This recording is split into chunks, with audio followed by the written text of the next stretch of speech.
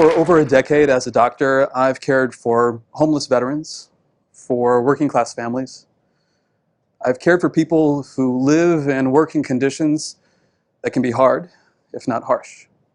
And that work has led me to believe that we need a fundamentally different way of looking at healthcare. We simply need a healthcare system that moves beyond just looking at the symptoms that bring people into clinics, but instead actually is able to look and improve health where it begins. And where health begins is not in the four walls of a doctor's office, but where we live and where we work, where we eat, sleep, learn, and play, where we spend the majority of our lives. So what does this different approach to healthcare look like? An approach that can improve health where it begins. To illustrate this, I'll tell you about Veronica. Veronica was the 17th patient out of my 26-patient day at that clinic in South Central Los Angeles. She came into our clinic with a chronic headache. This headache had been going on for a number of years, and this particular episode was very, very troubling. In fact, 3 weeks before she came to visit us for the first time, she went to an emergency room in Los Angeles. The emergency room doctors said, we run some tests, Veronica. The results are normal, so here's some pain medication, and follow up with a primary care doctor. But if the pain persists or if it worsens, then come on back.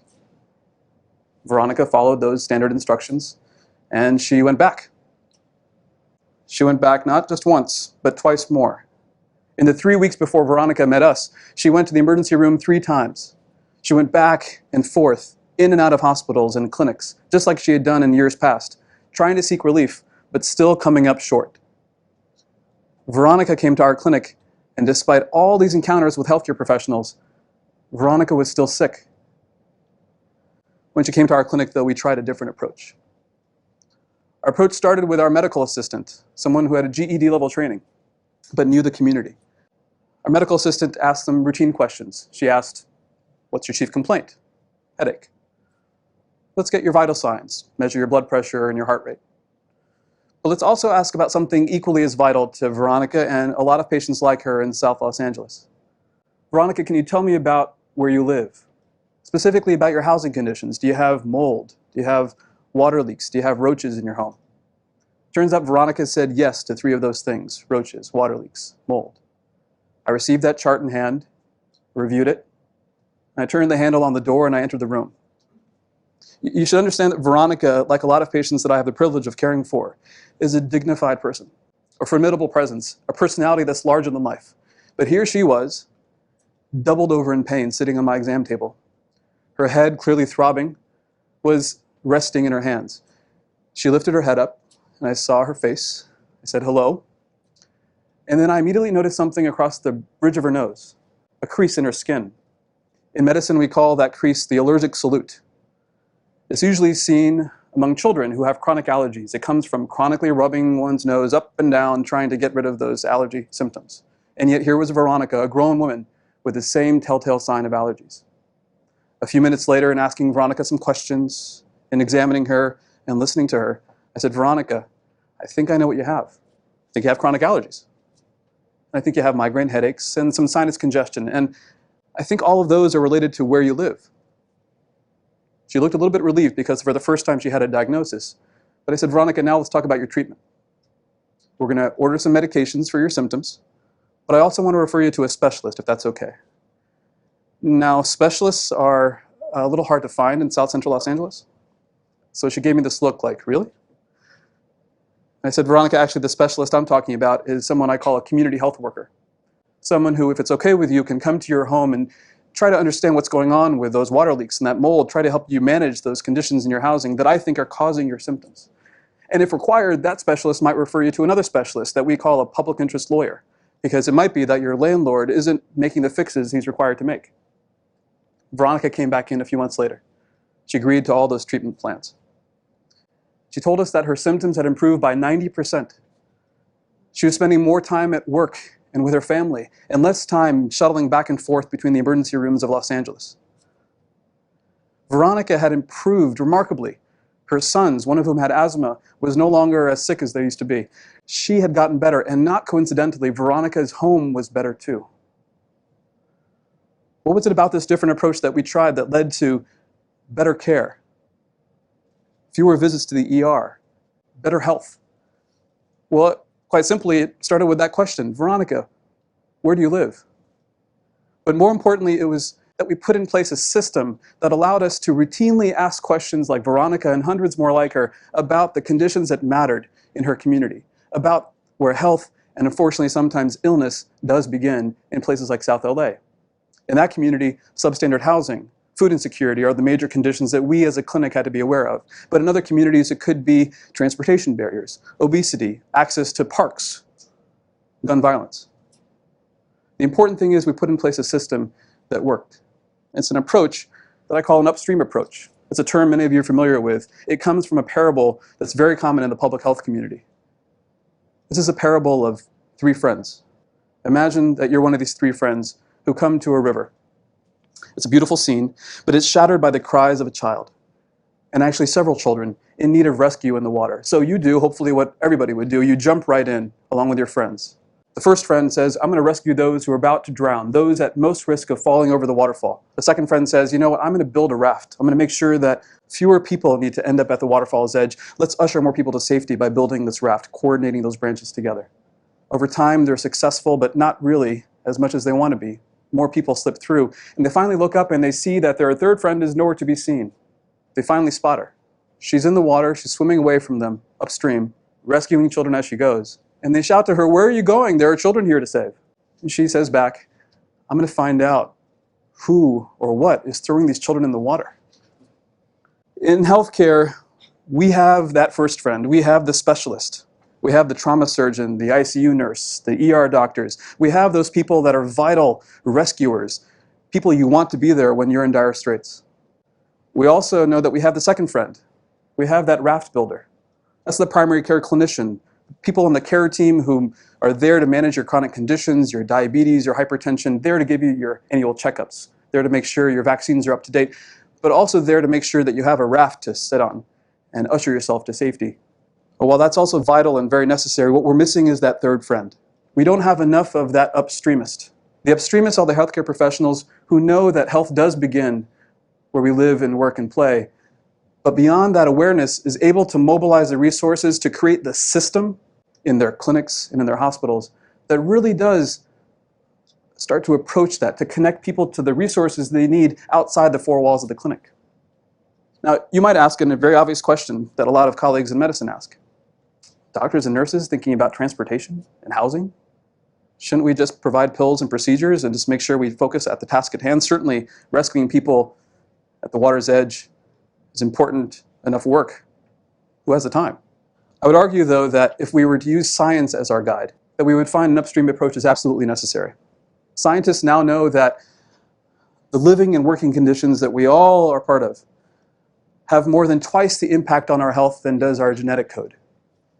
And living and working conditions, the structures of our environment, the ways in which our social fabric is woven together, and the impact those have on our behaviors, all together, those have more than 5 times the impact on our health than does all the pills and procedures administered by doctors and hospitals combined. Altogether, living and working conditions account for 60% of preventable death. Let me give you an example of what this feels like. Let's say there was a company, a tech startup, that came to you and said, we have a great product. It's going to lower your risk of death from heart disease. Now, you might be likely to invest if that product was a drug or a device. But what if that product was a park? A study in the UK, a landmark study that reviewed the records of over 40 million residents in the UK, looked at several variables, controlled for a lot of different factors, and found that when trying to adjust the risk of heart disease, one's exposure to green space was a powerful influence. The closer you were to green space, to parks and trees, the lower your chance of heart disease. And that stayed true for rich and for poor. That study illustrates what my friends in public health often say these days, that one's zip code matters more than your genetic code. We're also learning that zip code is actually shaping our genetic code. The science of epigenetics looks at those molecular mechanisms, those intricate ways in which our DNA is literally shaped, genes turned on and off based on the exposures to the environment, to where we live and to where we work. So it's clear that these factors, these upstream issues, do matter. They matter to our health, and therefore our healthcare professionals should do something about it. And yet Veronica asked me perhaps the most compelling question I've been asked in a long time.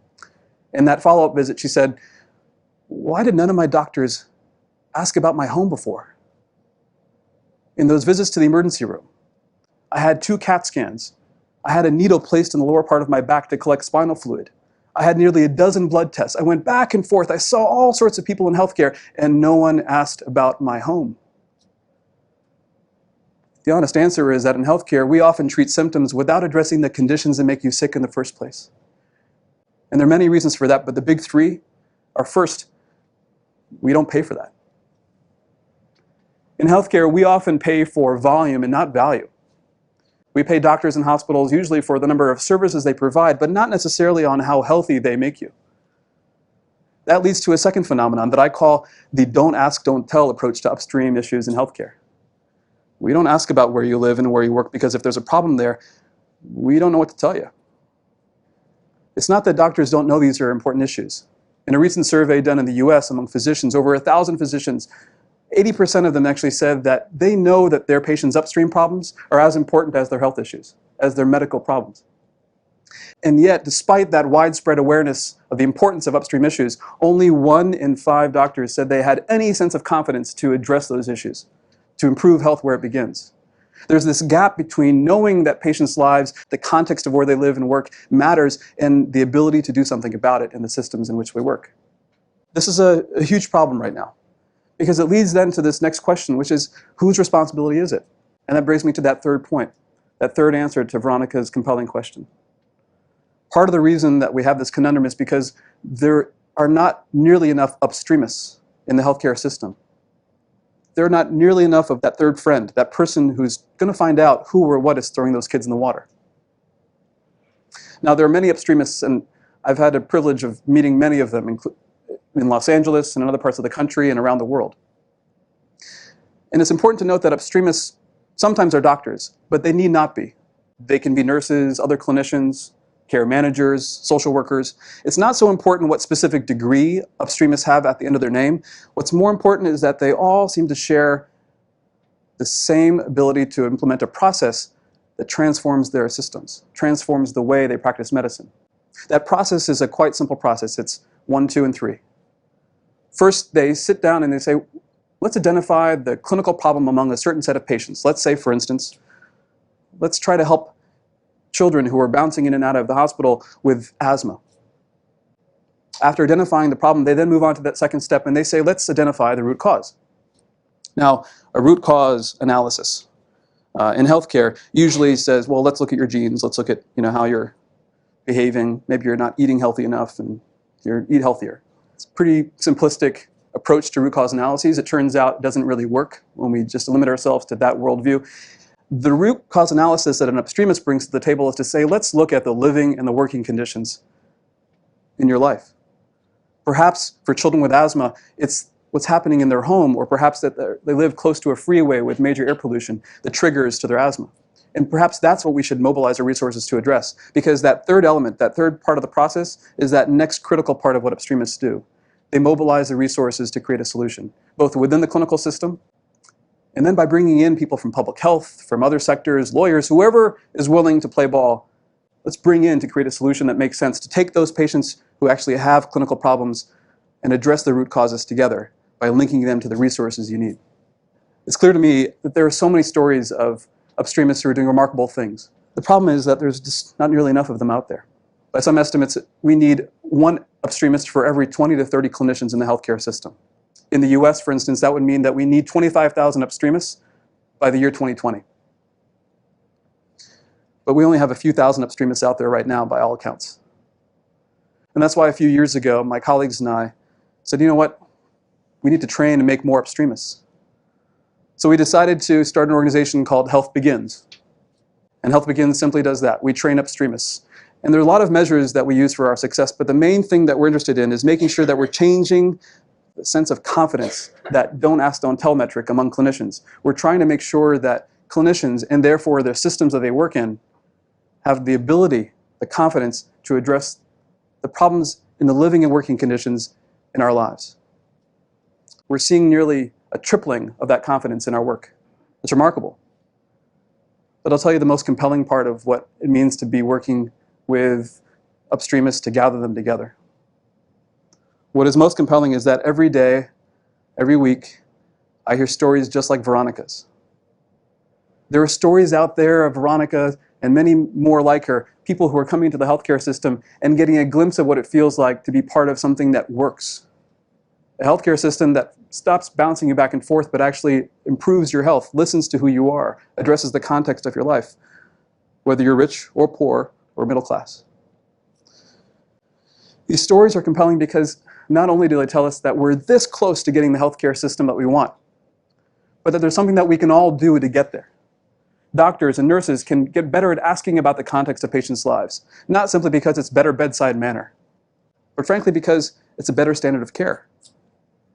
Healthcare systems and payers can start to bring in public health agencies and departments and say, let's look at our data together. Let's see if we can discover some patterns in our data about our patients' lives and see if we can identify an upstream cause. And then, as importantly, can we align the resources to be able to address them? Medical schools, nursing schools, all sorts of health professional education programs can help by training the next generation of upstreamists. We can also make sure that these schools certify a backbone of the upstream approach, and that's the community health worker. We need many more of them in the healthcare system if we're truly going to have it be effective, to move from a sick care system to a healthcare system. But finally, and perhaps most importantly, what do we do? What do we do as patients? We can start by simply going to our doctors and our nurses, to our clinics, and asking, is there something in where I live and where I work that I should be aware of? Are there barriers to health that I'm just not aware of? And more importantly, if there are barriers that I'm surfacing, if I'm coming to you and saying, I think I have a problem with my apartment or my workplace, or I don't have access to transportation, or there's a park that's way too far, so sorry, doctor, I can't take your advice to go and jog. If those problems exist, then doctor, are you willing to listen? And what can we do together to improve my health where it begins? If we're all able to do this work, doctors and healthcare systems, payers, and all of us together, we'll realize something about health. Health is not just a personal responsibility or a phenomenon. Health is a common good. It comes from our personal investment in knowing that our lives matter, the context of where we live and where we work, eat, and sleep matter, and that what we do for ourselves, we also should do for those whose living and working conditions, again, can be hard, if not harsh. We can all invest in making sure that we improve the allocation of resources upstream, but at the same time, work together and show that we can move healthcare upstream. We can improve health where it begins. Thank you.